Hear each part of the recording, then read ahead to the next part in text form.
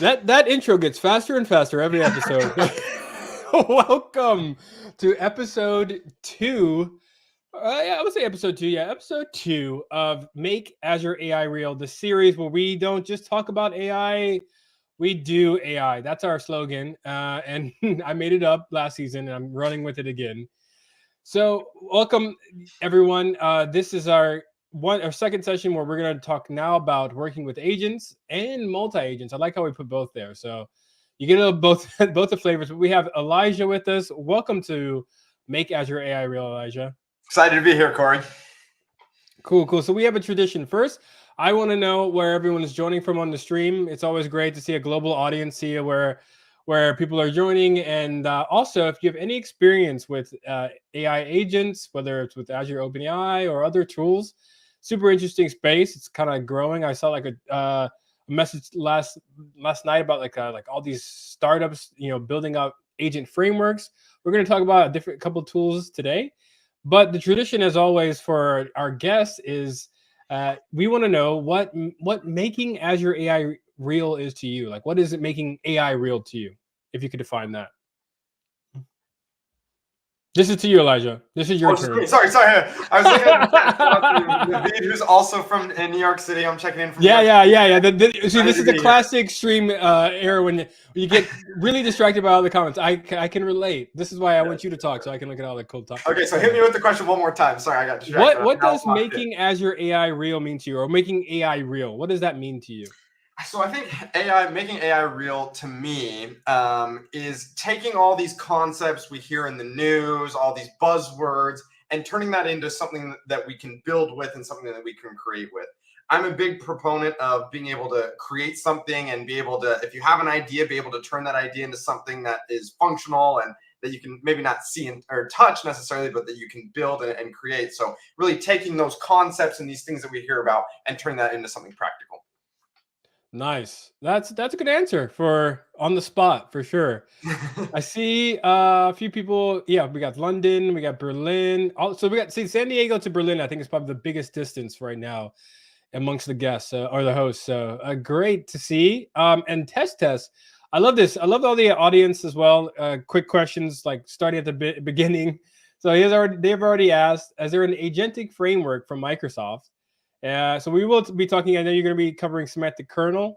There's also one called AutoGen. That's an open source tool or framework out there as well. So you're going to see one in action today, and then we encourage you to also explore all the other options out there too. Cool. If this is the first time joining with us on this, we really are trying to piece all of these parts together in this series. So we're building an education startup. I told Elijah that he needs to at least make up a feature on what we're going to be doing, but this is a whole series. And this episode you joined us. Next episode we're actually going to be doing a fine-tuning and customizing generative AI, so fine-tuning a model out there. So that's going to be happening on October 30th. I made it super easy for you on this URL. It's just aka.ms/next episode. So do catch us on that one as well. It'll be a new guest, but I will be the host always. I'm the constant throughout this whole thing. And as constants, we're trying to build new features for this AI education startup we're building. Last episode, if you were with us, that's awesome. If not, it's okay. We talked about building with small language models. We had Lee join us, and he was using Phi 3.5, which is a small language model, to use. Basically, a student can come up with like a bottle or a piece of plastic or whatever, and the model was able to determine if it was recyclable or not. So that's going to be something in the classroom, I guess. We don't know what we're going to build today. This is a surprise for me as well, but hopefully there's going to be something we can add to our amazing startup, amazing feature here. So Elijah, I'm going to pass it over to you. Tell us what we're going to be building, and you show us the world of working with agents. Awesome. So today we're going to be building a tool to help teachers both lesson plan and also look at and calculate students' grades. So it's going to be kind of last week was more geared toward students. This one's going to be more geared toward teachers. And it's going to be using, as you alluded to, semantic kernel, which is Microsoft's AI orchestrator, and some other fun tools that we're going to be going in there first. I like it. Let's get started. Awesome. So I first want to give just a little bit of background. I'm sure some of our audience is familiar with AI agents, but just wanted to give a super high level rundown of what AI agents are and specifically multi-agent flows are. So here we go. So what are agents? $1 million question. I love to most simply put chatbots that can do things. And then there's a more complex definition here about a system that's capable of autonomously performing tasks. But if you just want to visualize it or think about it in a very simple way, it's just a chatbot that can do more than just question and answer. And they use these, and they are able to do that through these things called tools. And these are these interfaces that an agent that they can use to interact with the world. So what are some examples of these tools? Today, we're going to be specifically looking at file search, which is, if you've ever heard of RAG, which is retrieval augmented generation. It's the ability to ground your assistant or agent in a data source. Also important to know, just from a vocab point, I feel like half of tech is just understanding the lingo. Agent and assistants are used pretty interchangeably. So you'll notice I'll go back and forth in using those two words if there's any questions about that. Then two other important tools that AI agents are able to use. One's called a code interpreter, which allows them to write and run Python code. So if you've used ChatGPT where it generates Python code and then runs it, that's what's going on there. And then finally, and I personally think most exciting, is function calling APIs, which allows basically an agent to call an API, get that information back, and then you're going to give it to you in response. So why are AI agents important, and like why is there all this hype kind of buzz about this right now? As I kind of alluded to earlier, standard chatbots, while powerful on their own, they're limited, and they can, besides the basic question and answer scenario, they're very kind of locked in and domain specific.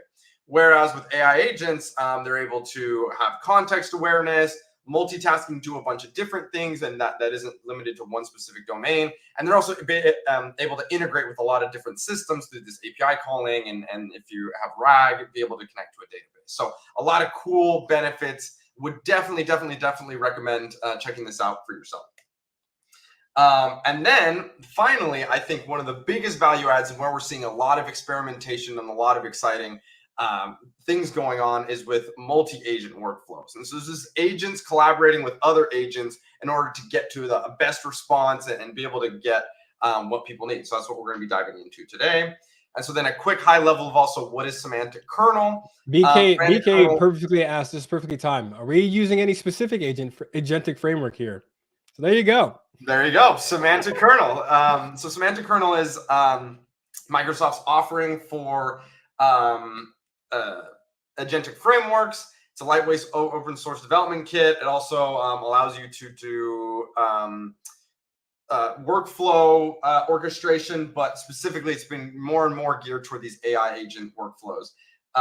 And so I'm excited to do it. It also works if you're a Python or Java kind of guy or gal. You can use that. I'm personally a Python person, so we'll be working with Python today. Okay, we're here to do AI in real. Well, I mean, Anna, could put JF's question. Show us the code, please. This was like 2 minutes into the presentation. This is the theme. I actually appreciate this. Show us the code. This is what we're trying to do. But before we go, I completely forgot. But we have, I was just going to show some code, and then I know the next question is like, can we get this code, or where is this code live at? So we're actually going to put all of this in a collection of all the materials, not only from this episode, but the others.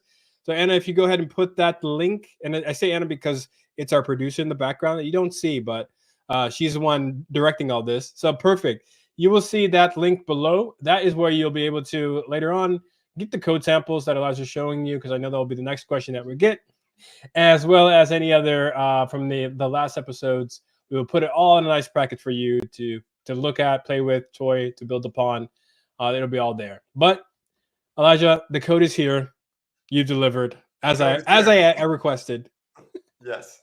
Okay, so we're gonna hop into the code right now. Important note to start is that before starting, we're gonna be using Azure OpenAI. And if you're not familiar with Azure OpenAI, that's the OpenAI models that you know and love, GPT-4, GPT 3.5 Turbo, etc., hosted on Azure. And so those models, the kind of value add there is those models are subject to all of the Microsoft and Azure privacy, security, and so it provides like a secure place to deploy those models.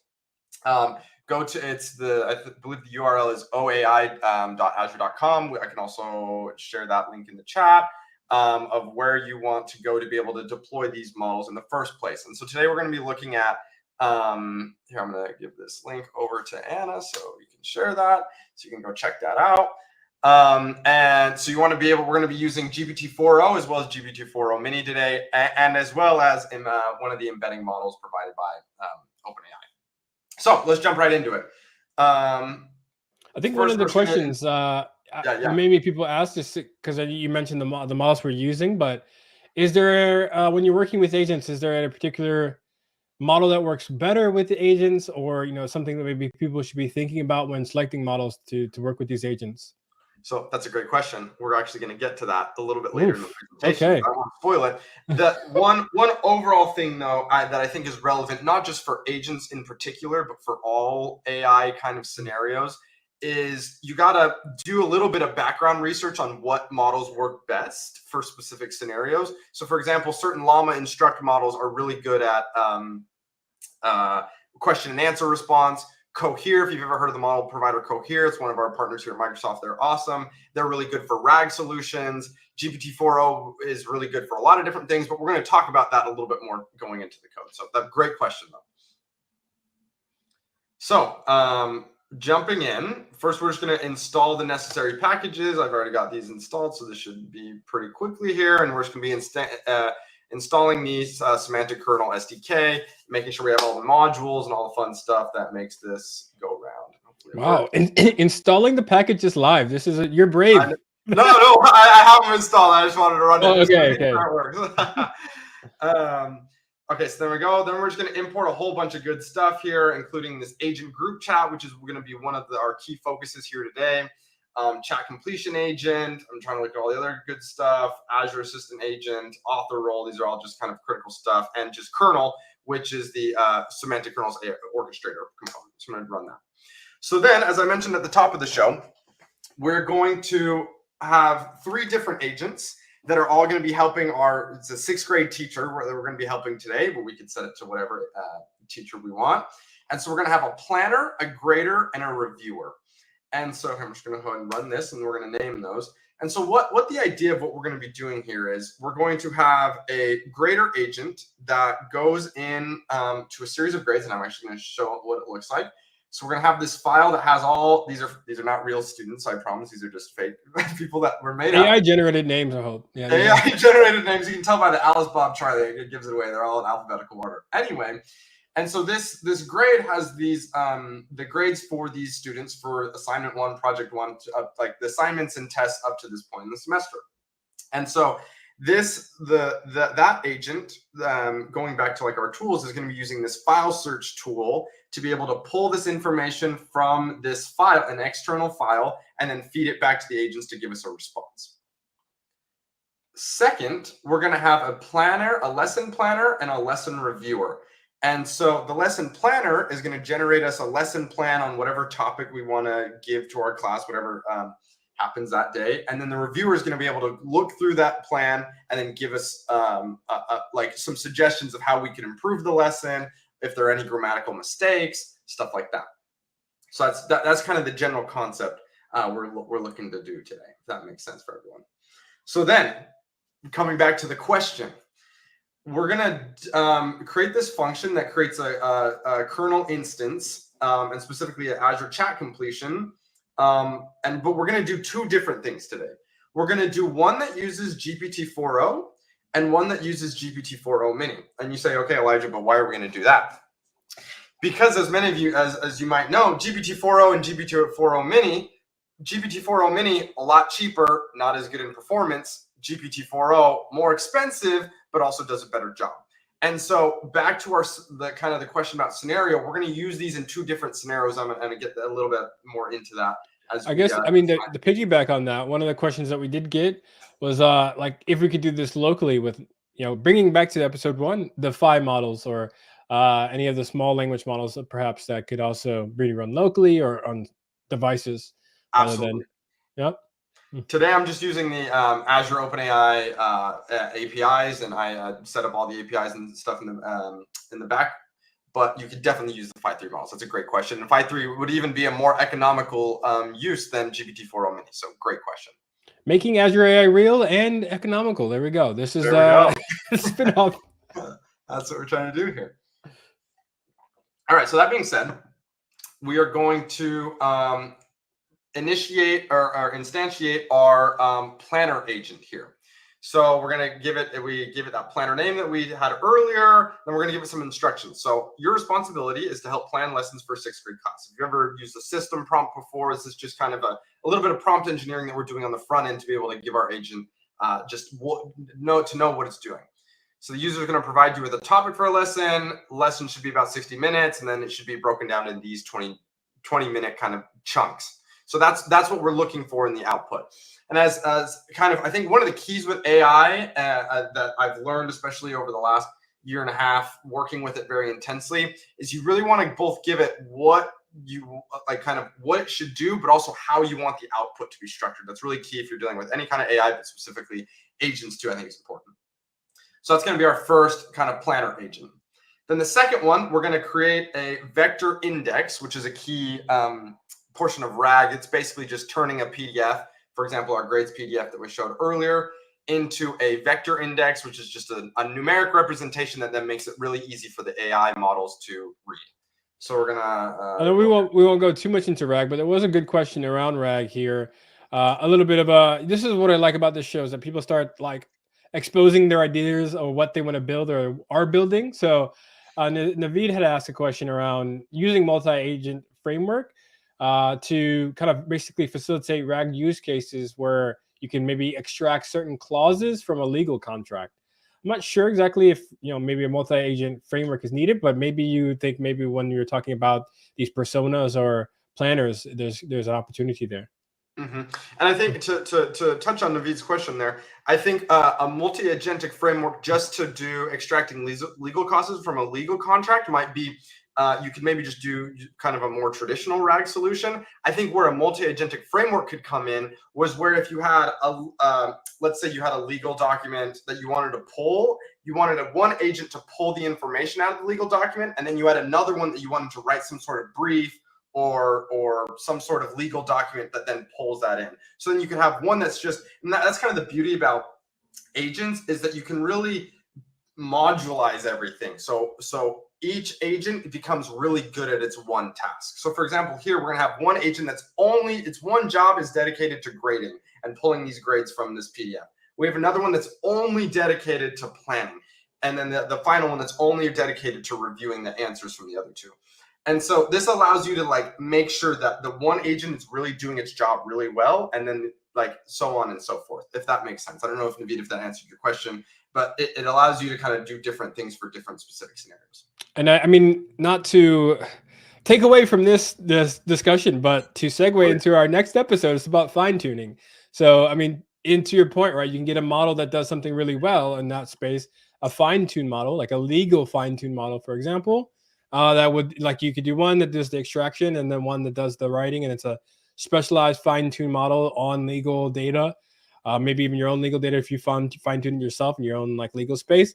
So if you want to know about fine-tuning, next episode. So there you go. I'm really connecting all the episodes now. This is us. It's my main job. No, I love it, Corey, and that's a perfect example. So that was spot on. And make sure to tune in next time too. Yeah. Promo for next week. Yeah. Anyway. So I'm going to jump back in here. And so just for a little quick explanation here, running this polling options line of code right here, this is just so you don't get rate limited or like timed out. This just like does it every 5 seconds. So I was getting timed out earlier. So that was to mitigate Smart that. move. Okay. Don't want that. Yeah.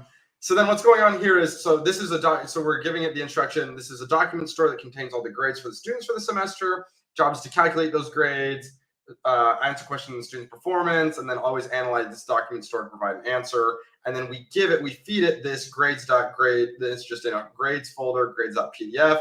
For the sake of this demo, I just did one folder, but you could, or like one file. But in here in this file names array, you could put a bunch of different folder documents, if you wanted.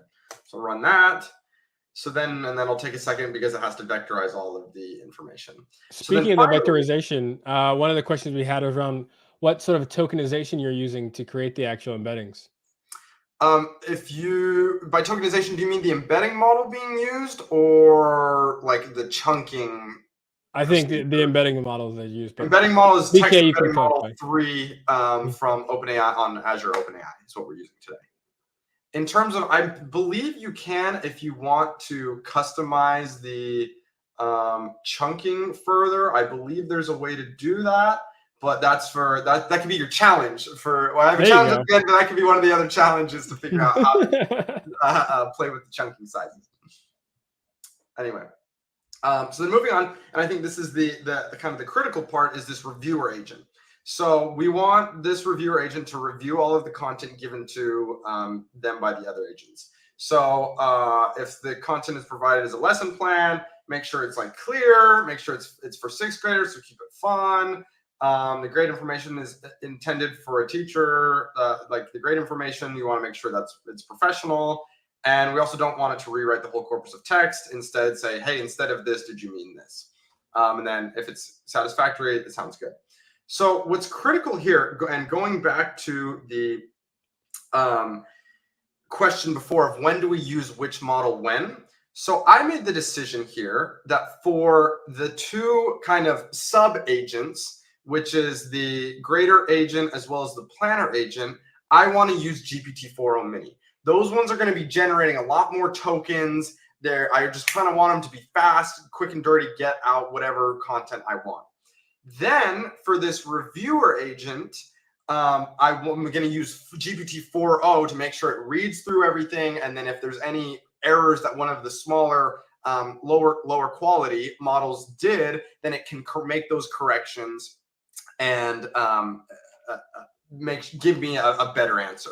And so I love to think about this in this as like a scenario of like your boss versus like a boss versus kind of a junior employee like myself. Nice. Yeah, that's an Junior analogy. employee, I'm not getting paid as much, but I'm doing a lot of the work to just get stuff done, and then that gets reviewed by someone higher than me, if that makes sense. Similarly, we want the kind of smaller agents, if it's a 5.3, GPT-4o Mini, to do a lot of the groundwork, and then for these higher performing agents to then clean up that kind of basic work.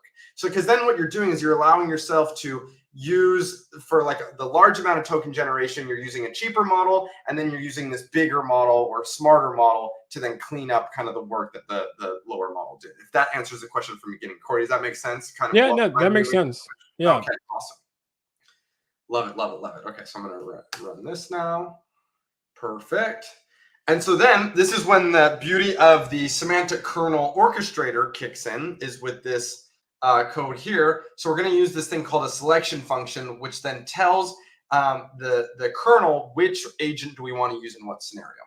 So first we want to determine, this is just basic, but so, hey, if the question's about student grades, choose the grader agent. If the question's about a lesson plan, use the planner agent, and then after the agent takes its turn, pass it to the reviewer name for a final look. Then just make sure after the user input, you always want to use the grader name or planner name. And then after one of those reply, then you pass it off to the reviewer agent, because we don't want the reviewer agent to get involved ahead of time. So there's that. Let me run this. You can try and run everything. And then you also have a termination function, which similar to the selection function is just like, hey, I'm done now. So just examine the response, make sure it looks good. And then if it looks good, feel free to terminate the orchestration layer. Yeah, there was kind of a few questions. Naveed had asked about when to control when to stop, like the interaction between the agents, because it's going to eat up all the tokens available if not. And the BK has also kind of asked as well on can we get a human in the loop, or when they're sort of interacting with each other, if you will, the agents in the orchestrator. Great question. So the agents okay, so to answer those two questions, the agents communicate with each other by just passing each other the text. Because if you think about it, it's just a large language model. So the large language model is just reading the input from the other like large language model and then giving an output. So that's how it then knows, like, hey, I know what is it saying, and then also when do I end. Human in a loop is a great question, and because that's a big area of emphasis and exists within some other third-party AI orchestrators. Semantic kernel isn't, we don't have that quite yet, but that's something we're actively working on. So great question. No human in the loop for this demo, but coming soon. And then Naveed, back to your question, if you could put that back up on the screen, Anna, was how would you know to control when to stop? That's a great question. And that comes back to this termination function. And it goes, and so you give it a prompt, make sure, hey, and if you wanted to get more specific than this, then you could decide, hey, if it says the word exit or whatever, then like exit, if the user, sorry, if the user says the word exit, make sure to exit, or you could just make it more specific. So there's ways to customize that so you're not burning all of your token usage and spending all of your money, because you don't want that. So then that's that. Then we're going to move into this thing called, which I think is hilarious, the naming convention, agent group chat, because I just think of like group chat with your friends, but it's that's all it is. Yeah, that's all it is. Throw the agent in your group friend chat and see how it goes. That's that's the experiment. Yeah. So yeah, we're going to use what this calls this agent group chat. We throw in all of our agents into the group chat. The selection strategy, we're going to use this selection function that we determined up here, so it knows what agent to select. We're also going to use the GPT-4o to be able to use this kernel, just because we want to make sure the kernel is functioning properly. And then the termination strategy is just going to fall underneath this, which is like kind of the same setup here. We're taking this function and using that as our to make sure it stops at an appropriate time.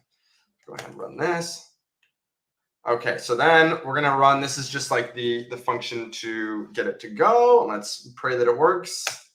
So then I'm going to ask it a question. Let's say, give me a lesson about, and I'm a big New York Mets fan, big game tonight, about the New York Mets.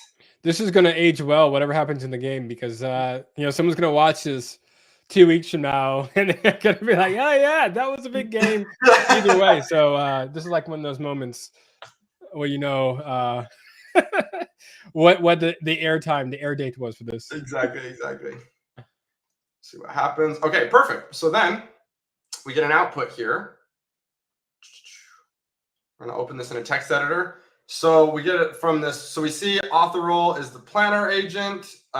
New York Mets, a dive into baseball history. Ooh, love that. And so we can see, as we prompted it in the beginning, we have this it's kind of 60 minutes thing, lecture style for 20 minutes. It talks about some of the things. Then we have a 20-minute class discussion, and then finally reflection and assignment work. It even talks about the materials needed, etc. And it looks like the reviewer went over this, didn't see any glaring errors, and so said, hey, looks good to me. It's satisfactory. So good to go on that agent.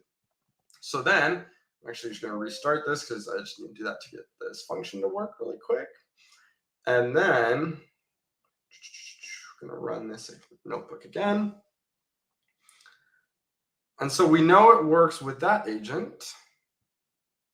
But then what if I have a question about grading?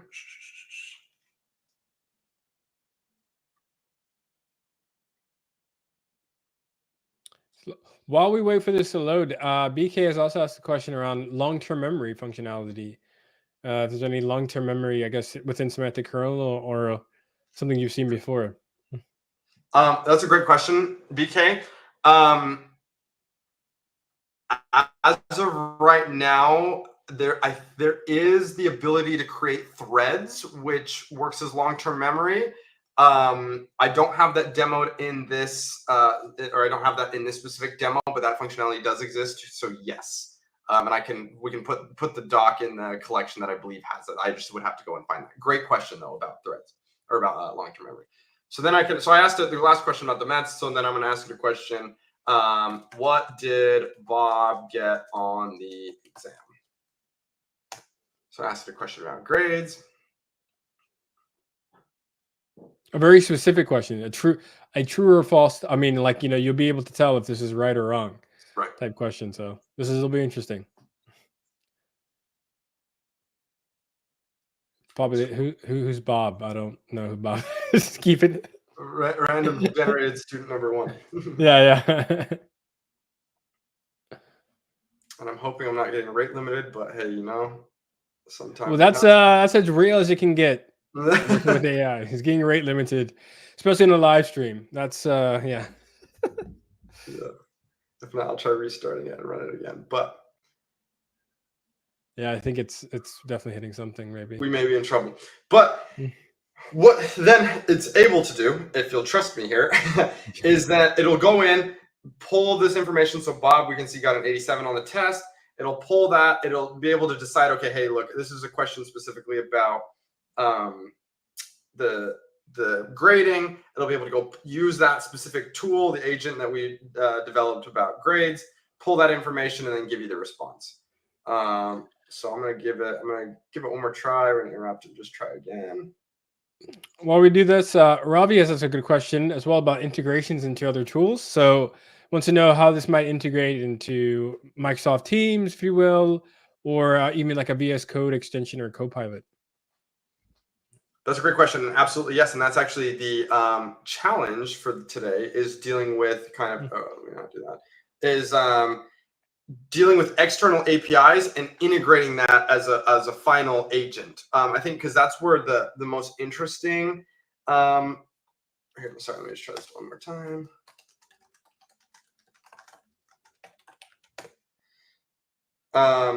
Is using API calls. So then integrating this with Microsoft Teams, I think, is a great example. How do we, can I pull information out of there and feed that into an agent? Can I have it then respond or etc. with the agent? So the answer is yes, and I think that's kind of the more exciting place of where agents are going. And maybe to the to the topic of any issues you might having, BK has also has about verbose logging. If we can get like understanding what's going on, kind of proof of actions going on and logging in how these agents are communicating with each other. Yeah, I'm actually not sure. Normally it does that. So part of this, like how the responses are formatted, is it gives you like, hey, this agent is doing this. Like if we go back to here, I don't know where now this is gone. Anyway, it usually gives us some responses, and also I just want to be careful not to leak anything of my like personal information. So I'm gonna Smart, yeah, that will turn that on happen right by now. accident. Yeah. Well, bummer this isn't working, but point being that it should choose between, like, on the grader agent, and then be able to give us the response based on be able to choose between the two agents, give us the grade. Yeah, this is a really long time. Wow. Give us a response based on the grader, and then it kind of respond like, hey, Bob got an 87. So bummer that isn't working today, but live streams, it wouldn't be a live demo unless something went wrong. So that's how it goes. So that's kind of what I had on the demo side. I was wondering what other questions people had in the chat while we're here talking. Yeah, there was another. I mean, I think really want to focus on this integration piece. It seems like so. I mean, BK was also talking about getting data from other apps, Microsoft 365 apps, Excel, PowerPoint, Teams, things like that, in an enterprise environment. So I guess all of these things are already integrated. So how do you get the agent kind of get access to that information? Yeah, that's a great question, BK. So multi-step, because basically what you would have to somehow get that information in a format where then you could pass it to RAG. In terms of like first party integration, like being able to say, hey, let me go back up to my where'd it go, the grader agent for file search, for example. If you could somehow pass, like, for example, if you had a bunch of Excel sheets and you wanted to pass them all through here, you could do that. In terms of like directly integrating with Microsoft 365, I actually don't know the answer to that. I want to say currently no, but that is something that's, for example, on the RAG side, that is something what we're working on, is like integrating with Microsoft Fabric and some of these other services from in within Microsoft. So unsure, but I'm sure there's a way to do it. Yeah, yeah. And I mean, there's also, the other things out there that we offer, Copilot Studio and things like that. If you want to build kind of Copilot experiences around that without the use of agents. So I think, I mean, you're definitely answering it from the semantic kernel perspective, right? But Absolutely. if you wanted to build tools around that, I would kind of direct you to Copilot Studio as well. And I think that's also something to know is that I was having a discussion with a coworker the other day. It's just important to remember that this agent stuff is really kind of at the bleeding edge right now. And as my coworker said beautifully, not all of it is like fully ready for enterprise and kind of for the big stage. And so, but I think it's so critical to be learning about these things because this is definitely where the industry is going. We can see that, like, hey, having different kind of workflow agents be able to interact with each other and be able to give us responses is critical. And it is kind of something that people are interested in already. And so if you can kind of, hey, be one of these early adopters of like, hey, I already know kind of how agents work. I know these different frameworks and these different orchestrators. It's going to give you a huge leg up as the technology continues to improve, and then you're able to integrate with other things.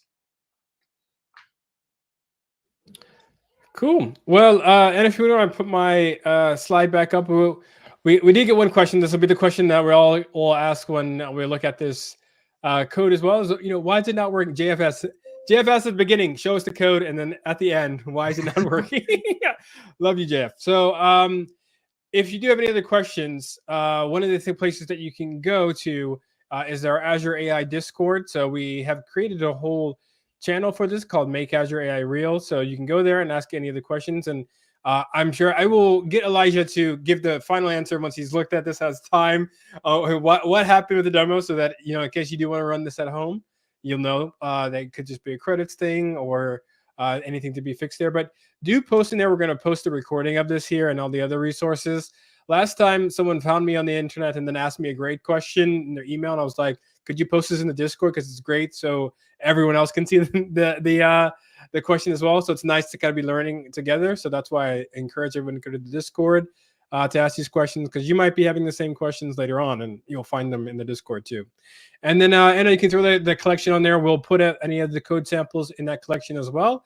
But as I say all the time after the end of these things, you could have been anywhere on the internet right now, but you spent around 40 minutes with us. So for that, I'm truly appreciative. And thanks, Elijah, also for joining episode 2 and, introducing us to the world of agents. Like you said, it's the bleeding edge of stuff like that. So you all kind of get an understanding as time goes on and get your hands on it and make your Azure AI real, as what we say. So thank you all for joining us. Yeah, I don't know if we have time. Just 2 other quick questions I'm seeing in the chat right now. BK, on what is the difference between Copilot agent and this agentic framework? Copilot agent, well, agentic framework is any sort of orchestrator like this. And this, I'm also going to go answer kind of Golfiness's question at the same time. Semantic kernel, LangChain, some of these other things. This is a framework that allows kind of agents to interact with each other, whereas a Copilot agent is specific to like it's kind of limited to one specific domain typically. And then it's also Copilot Studio is very much out of the box. You can just kind of it allows you to iterate very quickly. Whereas kind of using an agentic framework like semantic kernel allows you for more customization, and then allows you to build the kind of these separate agents that all talk together. And then Golfiness, to your question about the relation between semantic kernel, LangChain, and Swarm OpenAI, all are just different frameworks and different ways to do kind of these agentic, be able to have these agents talk, these LLMs and agents talk to each other. Semantic kernel is Microsoft's offering. LangChain is a great third-party user. I've used them in a couple other things. Swarm is a new one. I actually just read about it the other day. That's like, brand new. I don't know if it's open source or OpenAI themselves released it, but all very different, cool, just kind of different in their own ways. Perfect. There we go. So all the questions answered, at least till now. But like you said, if you have any other questions, join the Discord, and we'll get those answered either by myself, Elijah, or someone else that is building with agents, working with agents. Because like Elijah said, this is a very interesting and growing space. Cool. Thanks, everyone, for joining. Thanks, everybody. Thanks for the great questions, too. Likewise. Yeah, that was great. Great activity.